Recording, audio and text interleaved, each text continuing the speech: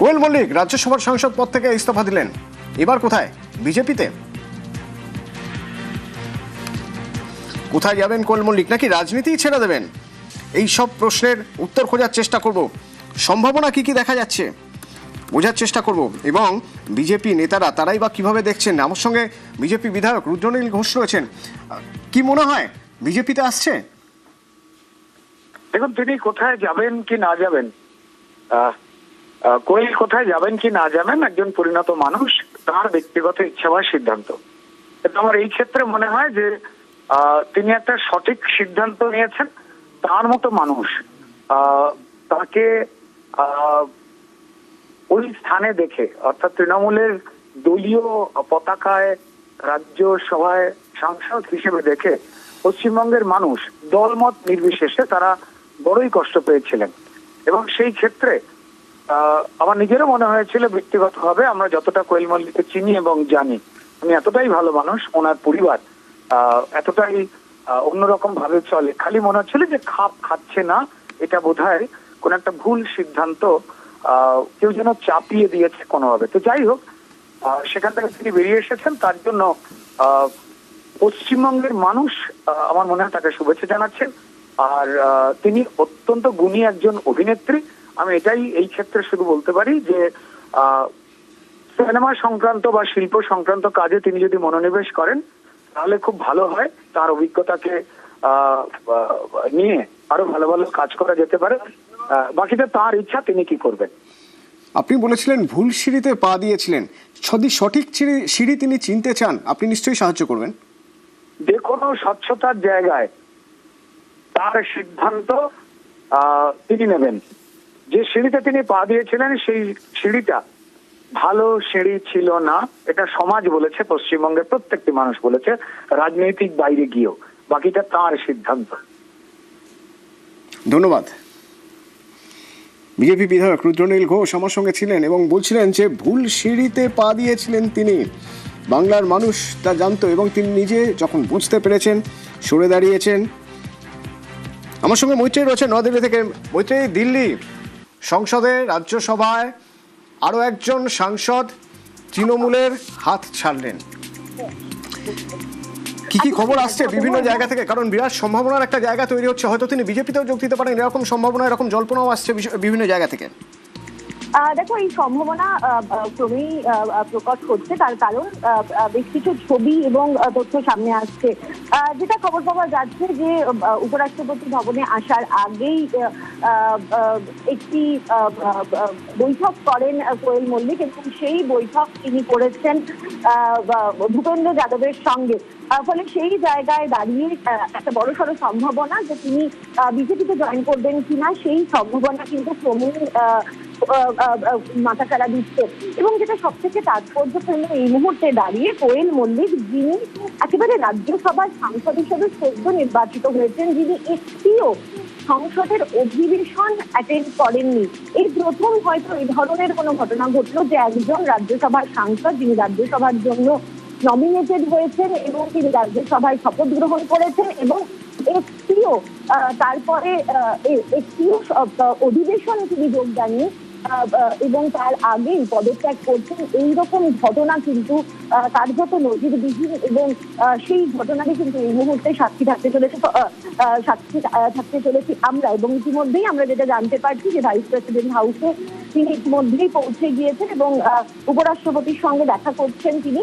এর আগে একটি মেইল তিনি করেছিলেন এবং উপরাষ্ট্রপতি ভবনের তরফ থেকে যেটা জানানো হয়েছিল যে এভাবে পদত্যাগ কোনো রাজ্যসভার সাংসদ বা লোকসভার সাংসদ, কোনো রাজ্যসভার সাংসদ এভাবে পদত্যাগ করতে পারেন না, তাকে সশরীরে উপরাষ্ট্রপতির সামনে উপস্থিত হয়ে তিনি যে স্বইচ্ছায় পদত্যাগ করছেন সেই বিষয়টি জানাতে হবে। এবং তারপরে আমরা দেখেছি যে কোয়েল মল্লিক তিনি বিদেশে গিয়েছিলেন, তারপরে তার পরিবারের সঙ্গে তিনি বিদেশে ছিলেন এবং তারপর সেখান থেকে ফিরে এসেই আজকে তিনি ভূপেন্দ্র যাদবের সঙ্গে দেখা করেন এবং তারপর সেই দেখা করার পর সেখান থেকে সরাসরি উপরাষ্ট্রপতির বা বাসভবনে এই মুহূর্তে এসেছেন কোয়েল মল্লিক।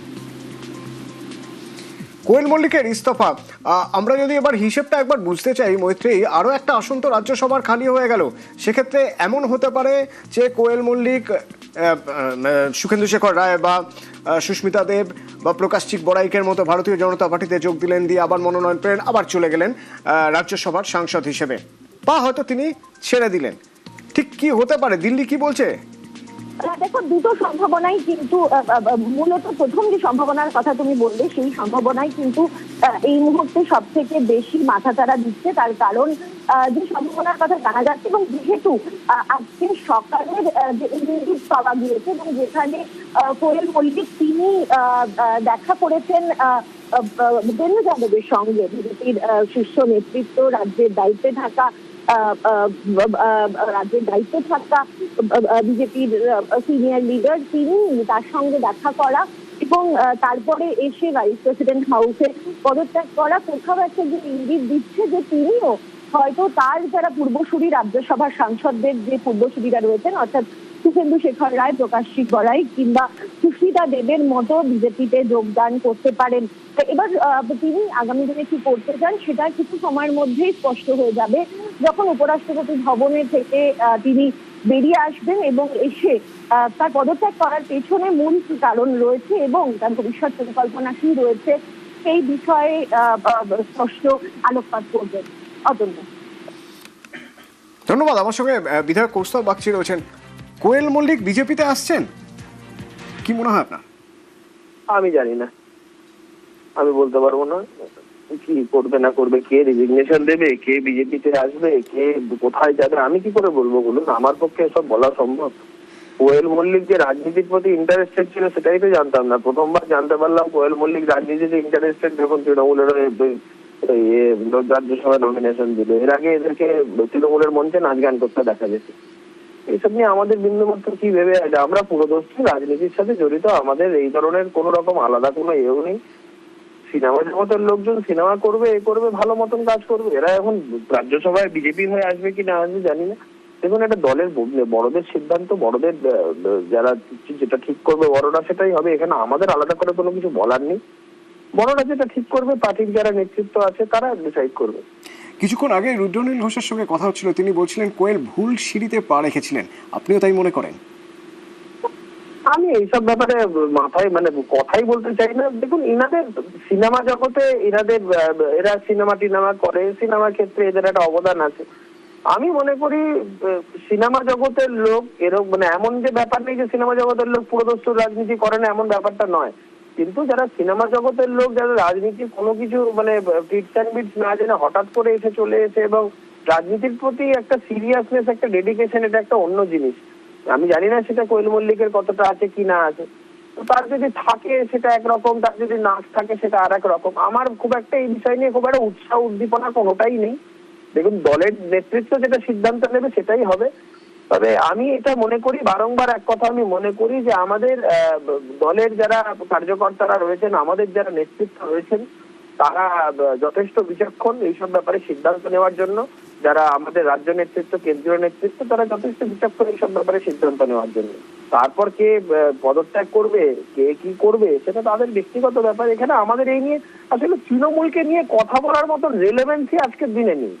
তো কে পদত্যাগ করছে, কে করছে না, how does it matter anymore? ধন্যবাদ। আবির আছে আমার সঙ্গে। আবির, একের পর এক সংখ্যা কমছে। এবার এই যে কজন রয়েছেন সাংসদ হিসেবে, রাজ্যসভার সাংসদ হিসেবে, তাদের নিয়েও তাহলে কালীঘাটের টেনশন আছে? অথবা প্রথমত হচ্ছে, যারা এখনো পর্যন্ত সাংসদ রয়ে গিয়েছেন রাজ্যসভাতে, তারা নিজেরাও জানেন না যে তারা সাংসদ হিসাবে থাকবেন কিনা, এবং তারা অনেকেই সিদ্ধান্তহীনতার মধ্যে ইতিমধ্যে ভুগছেন। এমন একটি সূত্রের খবর জানতে পারা যাচ্ছে যে অনেকেই সিদ্ধান্ত নিয়েও ফেলেছেন সাংসদ পদ থেকে সরে যাওয়ার জন্য, এবং তারা সেই সংক্রান্ত বিষয়ে তাদের যে আলোচনাটি নির্দিষ্ট জায়গাতে তারা শুরুও করে দিয়েছেন। তুমি কোয়েলের ক্ষেত্রেও দেখো যে টলিউডের অভিনেত্রী কোয়েল মল্লিকের পরিবারের সঙ্গে কখনো কোনো রাজনৈতিক যোগই ছিল না, এবং 26-এর বিধানসভা নির্বাচনের আগে আমরা দেখেছিলাম তাদের গজদিনের বাড়িতে গিয়ে তার বাবা রঞ্জিত মল্লিকের সঙ্গে দেখা করেন হচ্ছে অভিষেক বন্দ্যোপাধ্যায়, এবং সেদিনকেই জল্পনা ছড়ায় যে কোয়েল মল্লিক বা রঞ্জিত মল্লিক তাকেও হয়তো রাজ্যসভার সদস্য পদ দিতে পারেন। তারপরে দেখতে পাওয়া যায় যে কোয়েল মল্লিক তাকে রাজ্যসভাতে তাকে মনোনয়ন দেয় হচ্ছে তৃণমূল কংগ্রেস, এবং 6 এপ্রিল বিনা প্রতিদ্বন্দ্বিতায় বাবুল সুপ্রিয়, রাজীব কুমার, মানেকা গুরুস্বামীর সঙ্গে তিনিও রাজ্যসভার সাংসদ হয়ে যান। এবং রাজ্যসভার সাংসদ হয়ে যাওয়ার পর বিভিন্ন বিধানসভাতে তিনি ভোটের প্রচারে তিনি নেমে পড়েন। গোটা রাজ্য জুড়ে ঘুরে ঘুরে তিনি তৃণমূল প্রার্থী ধরে তিনি প্রচার করতে শুরু করেন। তবে সংসদের কোন একটি অধিবেশনও পূর্ণ মাত্রার অধিবেশনে যোগ দিতে দেখতে পাওয়া যায়নি হচ্ছে কোয়েল মল্লিককে। দ্বিতীয়ত হচ্ছে যে কোয়েল মল্লিকের বাড়ির সঙ্গে মমতা বন্দ্যোপাধ্যায়ের সম্পর্ক অত্যন্ত ভালো ছিল, এবং আমরা দেখেছি যখন থেকে রেলমন্ত্রী ছিলেন মমতা বন্দ্যোপাধ্যায় সেই সময় কোয়েল মল্লিকদের বাড়ির যে দুর্গাপুজো সেই পুজোতে নিয়মিত মমতা বন্দ্যোপাধ্যায় যেতেন। এমনকি রেলমন্ত্রী হিসেবে মমতা বন্দ্যোপাধ্যায়ের একাধিক অনুষ্ঠান, মুখ্যমন্ত্রী হিসেবে মমতা বন্দ্যোপাধ্যায়ের একাধিক অনুষ্ঠান, সেখানে হচ্ছে রঞ্জিত মল্লিকে তার উপস্থিতি ছিল। এমনকি শেষ 2021 এবং 2026-এ দুবারই দেখতে পাওয়া যায় যে ভবানীপুর থেকে মমতা বন্দ্যোপাধ্যায় তিনি যখন বিধানসভা নির্বাচনে প্রতিদ্বন্দ্বিতা করেছেন, সেই প্রতিদ্বন্দ্বিতা করার সময় তার যারা নির্বাচনী প্রণয়ন পেশের যে প্রস্তাবক, সেই প্রস্তাবকতে সই হিসাবে রয়েছে হচ্ছে কোয়েল মল্লিকের স্বামী মিসপাল সিং রানে, তার নাম সেখানে উল্লেখিত ছিল। ফলে সব মিলিয়ে তাদের সঙ্গে মমতা বন্দ্যোপাধ্যায়ের একটা খুবই ভালো সম্পর্ক ছিল। কিন্তু রাজনৈতিক দিক থেকে এদের যে পালা বদল, এদের যে অবস্থান বদল, তা 4 মের পর থেকে শুরু হয়ে যায়, এবং একাধিক তারা বলতে শুরু করেন যে বর্তমান পরিস্থিতিতে দাঁড়িয়ে তাদের পক্ষে তৃণমূল কংগ্রেসের থেকে দল করাটা সম্ভব না, এবং তারা কোনো দলের বা পদ আঁকড়ে থেকে বসে থাকতে চান না, এবং সে কারণেই তারা ইস্তফা দিয়ে দিচ্ছেন। ব্যতিক্রমী ঘটনা এটাই ঘটলো যে শুভেন্দু শেখর রায়, সুস্মিতা দেব, প্রকাশ চিক বড়াই তারা ইস্তফা তো দিলেন, এবং ইস্তফা দেওয়ার পর যখন রাজ্যসভার তাদের ছেড়ে যাওয়া আসনগুলিতে নির্বাচন হবে বলে ঘোষণা করা হলো, সেই ঘোষণা হওয়ার পর তারা বিজেপিতে তারা যেদিনকে যোগদান করলেন তার কয়েক ঘন্টার মধ্যে দেখতে পাওয়া গেল কি যে রাজ্যসভাতে তাদেরকেই পাঠানো হচ্ছে, বিজেপির তরফ থেকে তাদের নামই ঘোষণা করে দেওয়া হলো, এবং তারাও বিনা প্রতিদ্বন্দ্বিতাতে যেতে চলেছেন। তার কারণ হচ্ছে রাজনীতির হিসাবে বা রাজনীতির অঙ্কে এই মুহূর্তে রাজ্য বিধানসভার মধ্যে বিজেপির হাতে যে প্রাপ্ত সদস্য সংখ্যা রয়েছে তার ভিত্তিতে তারা সরাসরি বিনা প্রতিদ্বন্দ্বিতার ক্ষেত্রেই তারা নির্বাচিত হয়ে যেতে পারেন। কোয়েল মল্লিকের ক্ষেত্রে এই ধরনের কোনো ঘটনা ঘটবে কিনা সেটার জন্যই প্রত্যেকের জল্পনা রয়েছে। তার কারণ যেহেতু তার সঙ্গে কোনো রাজনীতির যোগ ছিল না, ফলে তিনি আগামী দিনে সত্যি রাজনীতি করবেন কিনা তা নিয়ে নানান মহলে প্রশ্ন উঠছে। তবে দেখা গেল কি আজকে তিনি রাজ্যসভার চেয়ারম্যান তথা উপরাষ্ট্রপতি সিপি রাধাকৃষ্ণনের সঙ্গে দেখা করে নিজের ইস্তফাপত্র জমা দিলেন। সূত্রের খবর বা বিভিন্ন ছবিতেও দেখতে পাওয়া যাচ্ছে যে সাংসদ পদ ছাড়ার পরই কোয়েল কেন্দ্রীয় মন্ত্রী তথা সাংগঠনিক শীর্ষ নেতা ভূপেন্দ্র যাদবের সঙ্গে তিনি দেখা করেছেন। ফলে এই কারণেই প্রশ্ন উঠছে যে বাকিদের মতো তিনিও কি বিজেপির পথে হাঁটবেন। এবং একই সঙ্গে অতনুবিয়া তুমি প্রসঙ্গের কথা উল্লেখ করলেন যে আরো 2টি নাম শোনা যাচ্ছে, তারাও হয়তো খুব শীঘ্রই তাদের যে রাজ্যসভার যে সদস্য হিসাবে তারা ইস্তফা দিতে পারেন, এমন একটা জল্পনা রয়েছে। ওদিকে নয়াদিল্লি থেকে আমার সঙ্গে মৈত্রেয় আছে।